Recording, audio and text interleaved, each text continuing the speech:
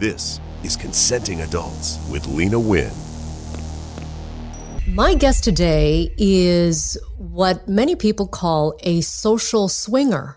So she's someone who prefers to build connections and friendships. So really like relationships before any sex is involved. And in fact, sometimes sex is not involved. Her name is Jane. She's married to Jay, been together for 11 years, in the lifestyle almost 8 years now. And like many people in the lifestyle, they like to document their experiences, but it's not with a podcast, not with a blog. They do it with comics, as in comic strip. Let's see how this idea came up. So Jane, welcome to the show. Hi, thank you. You're in the nonprofit world and the husband is in consulting. How did this thing with a comic strip come up? As you said, we've been in the lifestyle for almost 8 years now, and we have so many stories. And I looked back and realized that I had created a comic when I was in high school. It's so digestible. You can read a comic in about, 30 seconds or less.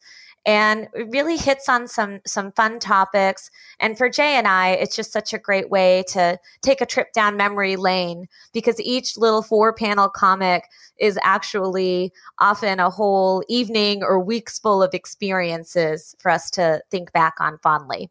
All right. Very good. So Jane is 43. Jay is 45. You've been together 11 years. That's actually a very long time for as young as you are. Thank you. How did the whole swinging thing come up? I mean, would you describe your marriage as a good one with a healthy sex life before? Yes.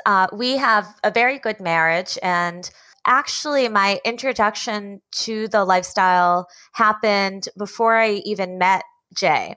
Many years ago, I was in a job where I traveled quite a bit, and I met a coworker, and we ended up having a one-night stand. I knew he was married, so it wasn't the smartest thing to do, but I was a 20-something-year-old, and we both lived in different states, so it didn't seem to have a lot of consequences. Apparently, he went home and felt really guilty and told his wife about it.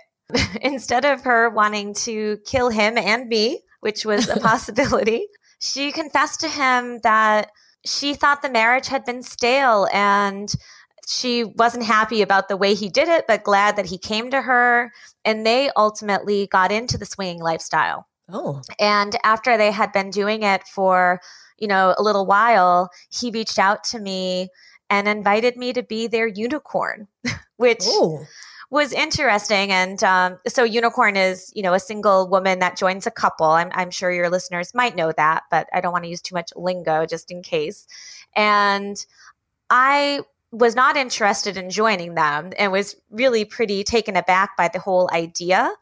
How dare you? Yes, it was. I wasn't mad. I was just shocked. More is the answer. Now, were you shocked because she was okay with it? Because I mean, you were okay with cheating.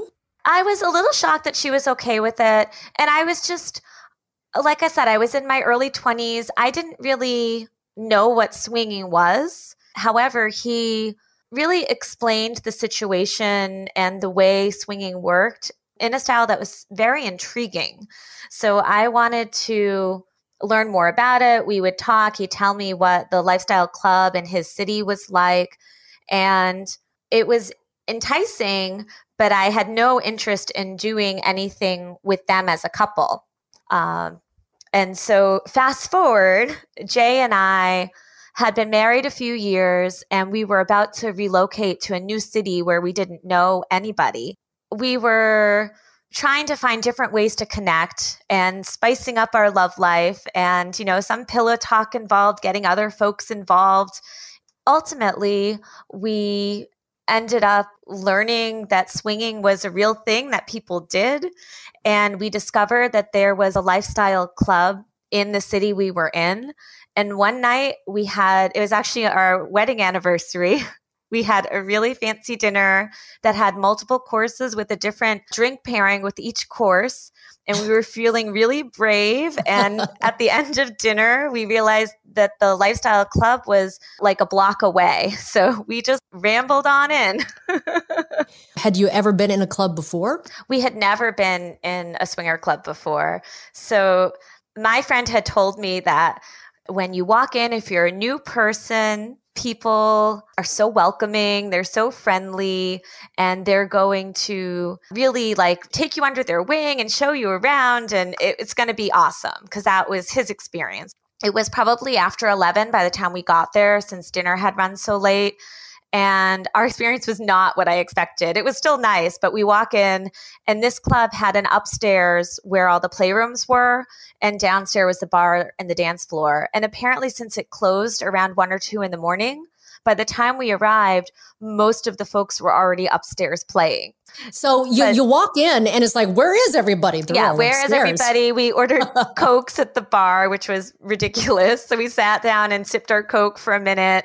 And then we braved up and went upstairs and took it all in, because this one had sofas where people were, doing all sorts of sex acts. And it was really just fun and sexy and hot to just see live pornography. And then ultimately we saw that there was a private room that had a window and nobody was in it. So we went in, and Jay said he was going to close the curtains, and he, I guess, left them open like a few inches.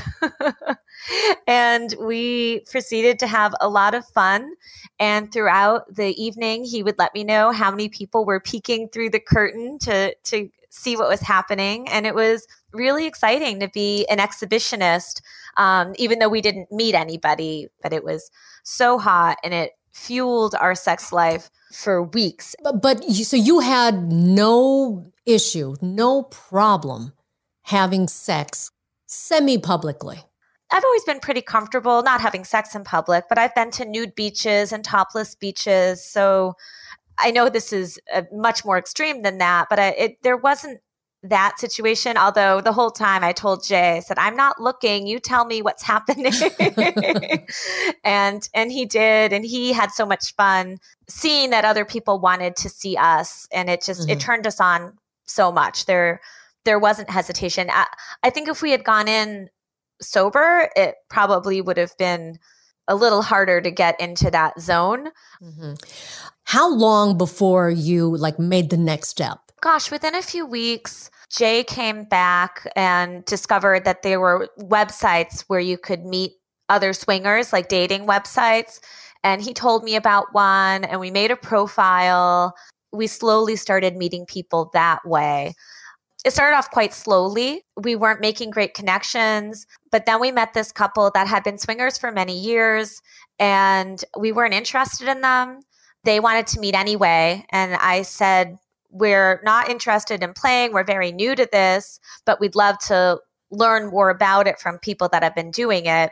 And they agreed, and we met for drinks one night, and they were great initial mentors and shared some fun stories with us. And we never did end up, taking it further than that, but they helped us understand the local scene and help us get more comfortable. And then ultimately we went to the club another night, and we did meet a nice couple there. And we had like a soft swap experience with them, and they were new to the lifestyle too.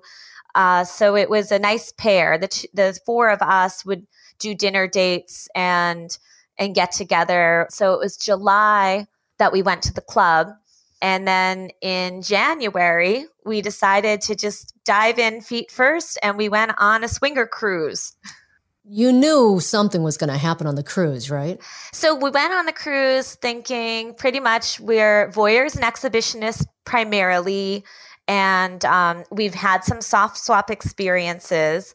And in fact, we had another couple that we were friendly with who found out we were going on a cruise, and they said, oh my gosh, we need to meet you and give you some pointers before you go. And I'm glad they did. On one of the swinger dating sites was a page for this cruise so you could meet some people in advance. And we got some nice advice that way. And while we could never learn it all, we went in knowing exactly what was a possibility.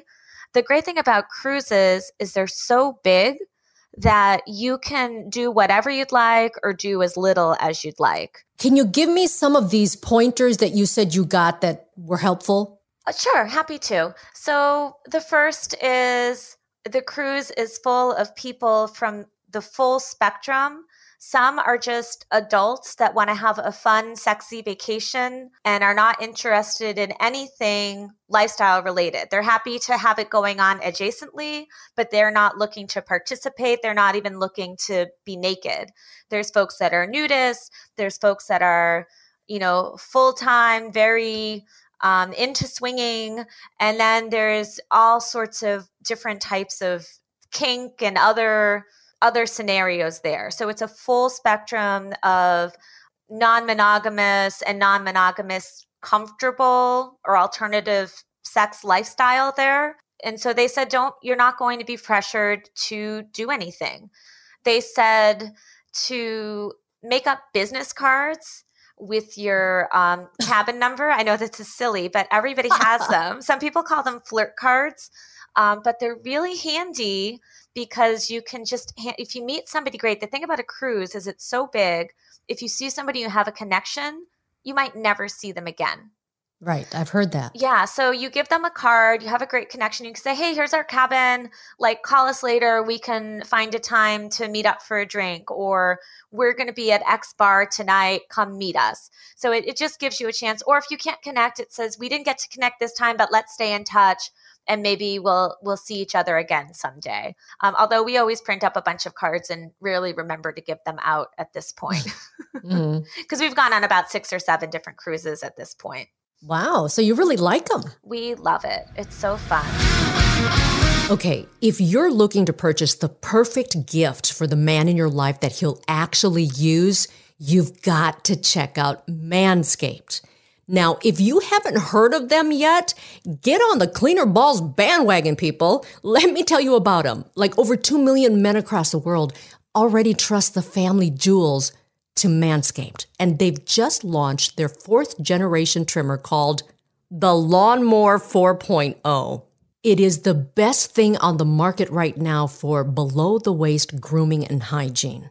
I wish this was video so I can show you how cool this thing is. It is sleek, very well designed, very cool looking actually, and very high tech. This is the thing that your man's gonna like the most. It has a cutting edge ceramic blade to reduce grooming accidents, because you don't want grooming accidents down there with their advanced skin safe technology. It's also waterproof, so you can trim in the shower and those curly cues don't end up on the bathroom floor. Thank you very much. The Lawnmower 4.0 also allows you to customize your trim through additional guard lengths with sizes 1 to 4. You know what they say. Trimming the bushes makes the tree look taller. Oh, and did I mention wireless charging? Their wireless charging system uses electromagnetic induction, whatever the heck that is, but what it means is that the battery length will last longer. Did you hear me? Last longer. So try it out. Get 20% off and free shipping with the code Leyna, that's Leyna, at manscaped.com. That's 20% off with free shipping at manscaped.com using my name, Leyna, at checkout. Experience premium grooming with Manscaped. Ladies, your men will thank you. Men, your balls will thank you. You met a couple. Tell me about the first time full swap experience. Yes. So it's the stereotypical hot tub story. Oh, no. It's the hot tub. It's so embarrassing, but true. So the evening started with us with 2 other couples. So there were 6 people all together. And we ended up with a playroom with this group, and everybody was soft swap. The 2 other men didn't really like each other. So it was very awkward. One of them was trying to be like a conductor and tell everybody what to do and how to do it. I am straight, and he kept trying to push me into doing things with his wife. So it was a fine experience, but it was unsatisfying. And so I left and I was still really, amped up and turned on without a great release.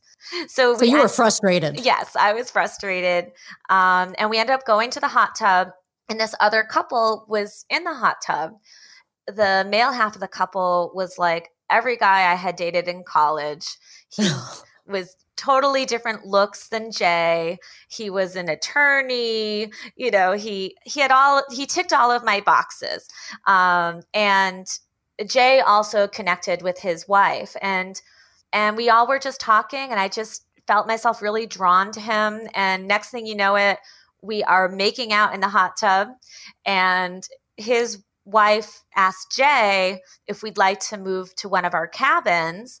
On the walk back to our cabin, Jay and I had a little chat and decided that we would be comfortable doing a full swap if it went that way. And that's what happened. And it was really incredible on every level. Oh, no.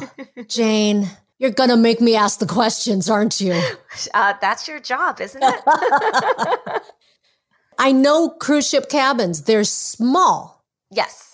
All four of you in one cabin? It's tight, but you make it work. Jay and the woman were out on the balcony, and me and the gentleman were on the bed. And then everybody ultimately moved onto the bed. And, when you're on top of each other, like man on top of woman or woman on top of man, you can be side by side in a bed just fine. A king bed has plenty of room for four. So you made it work. Yes. Now, do you find yourself like keeping an eye on the hubby and seeing what he's doing? Or are you so engrossed in what's happening with you and this hunk that you're with? I was really engrossed, and I am not as much into the visual as Jay. I don't really watch a lot of porn. I mean, I'm not adverse to it. I enjoy it from time to time, but it doesn't do it for me. I just like to be in the action. I like to close my eyes and feel the moment. So he was definitely keeping an eye on what we were up to. And I always glance over to make sure everything is good, but I don't get lost in his actions. Well, and so then now you've got the four of you on one bed. Mm-hmm. Can you describe what it's like, especially it's your first time? I mean, do you not see him there next to you with this other woman? Are you that engrossed, or are you aware that this is really happening? Oh, I'm very aware. And I mean, a bed like that is such that you occasionally brush up against the other couple. And that adds to the sexiness of it. I don't know if I was touching her, him, and I might touch Jay. Jay might touch me while we're with another person. So it was definitely very, very hot knowing that we were doing this near each other. And also, one of the things that we get as a couple out of swinging is that rush that you get the first time you're with somebody. That first kiss or the first time you go all the way with a new partner, and it's just all like butterflies and hormones, and it's so sexy. And I love Jay so much, and we have a great, amazing sex life, but we're never going to have a first kiss again, and we're never going to have a first time having sex again. So this allows us to add the missing piece to our relationship. Is there ever any doubt, any question, any jealousy, anything that at all could be seen as negative? Not in that moment. That one was perfect all around in the moment. After the moment, the next day, it was awkward because I didn't know how to act around these folks. Since it was like a first kiss or a first time with a new person, it also brought back that awkwardness of early dating days where you have sex or something happens with somebody you don't know that well, and you don't know where your relationship stands. And I didn't know what to do since we'd never done it. So did it disappear like nothing happened, or was it like, you said it was awkward, but did it get past that awkward stage quickly?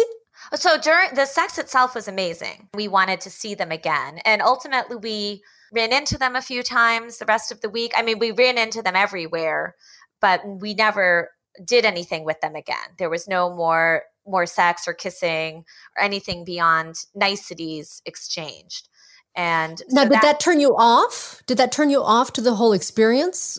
It didn't turn me off to swinging, and I still was able to appreciate that our time with them was great, but it made me aware of, I'm trying it's to just think of, sex. Yes, that it was just sex, and it wasn't a relationship with these two. And I'm not looking for a new relationship to replace my relationship with Jay in any way. So it was fine. I've had my share of one night stands.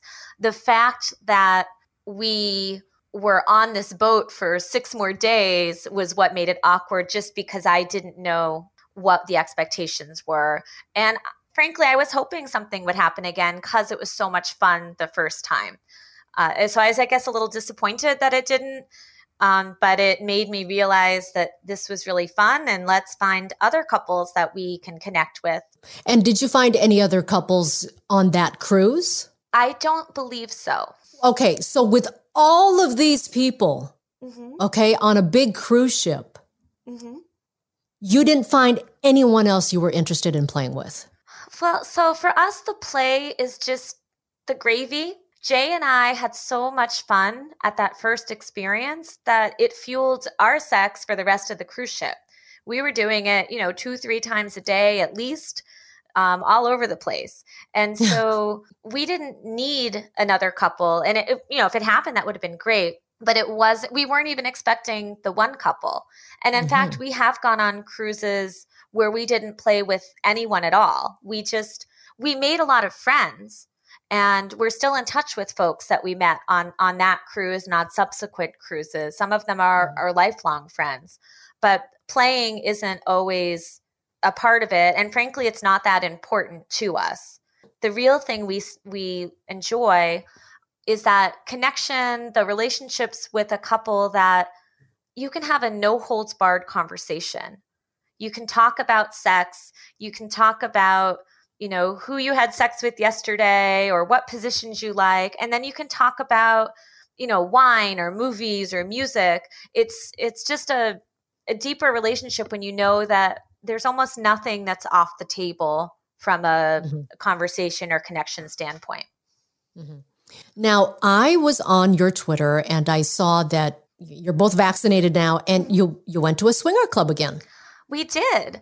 It was really interesting. I went in thinking there might be masks and it might be a little social distant. It was not quite as crowded as it used to be before COVID, but it was crowded. It was the most crowded place I've been indoors in a while. The folks we hung out with all had been vaccinated, and there was a few masks here and there. Did you feel comfortable though? Did you feel safe? I did, because we pretty much just hung out with the group of people we already knew. I wasn't ready to play, so we did not end up doing that, although many, many, many people were playing all around us. I wasn't there. So we hung out and chatted with our friends and just had a great time feeling normal. Okay, so you've done soft swap, full swap. You've done the MFM. Yes. And have you done the FMF? No. And then you've done orgies? Yes, a few. Maybe one or two. Okay. A few is 3 or more, Oh, Jane. okay. 3 or Sorry. more. Jay would be happy to have you correct me on that one. And when you say orgy, how many people are you talking about? Like, is it over 6 to be considered an orgy? The one that I'm thinking of, I think there were about 8. It was an accidental orgy, if you will. Oh my gosh. I hear that so often. And like, these accidents never happened to me. Yeah, we tripped and fell. No, it's we were with a couple who had many, many friends, and they were playing with another couple and invited us to join them, and then kept inviting people to join in. So it just became, I really don't know how many people were in that space. It was 8 or 10 maybe. Looking into the future, do you see you guys always doing this? I do see this being some part of our life, not necessarily always having sex with others, but the vacations just can't be beat. Having adults only, nudity optional, and folks that are just out to have fun and make friends and network and socialize. It's our favorite thing about it. So ask me again when we're 60 and 70 or older, but I've seen many much older folks in their 70s and 80s and beyond having an awesome time at these vacations. So I hope that's us too. You can check them out at Swingfessions on Twitter or swingfessions.com. They release a new comic strip every Wednesday. All right, next time on Consenting Adults, they were diamonds in the rough, but a little polishing really has them shining in the lifestyle. The DVP was crazy and fun, and that was kind of a spontaneous thing too. Like one of the single gentlemen, and he suggested it, and kind of was a great coach. Coach just all that work. We're like, oh my gosh, we're doing it. We had no idea we could do this. It's amazing. Figuring out your play style with a little help from your friends. That's next time on Consenting Adults.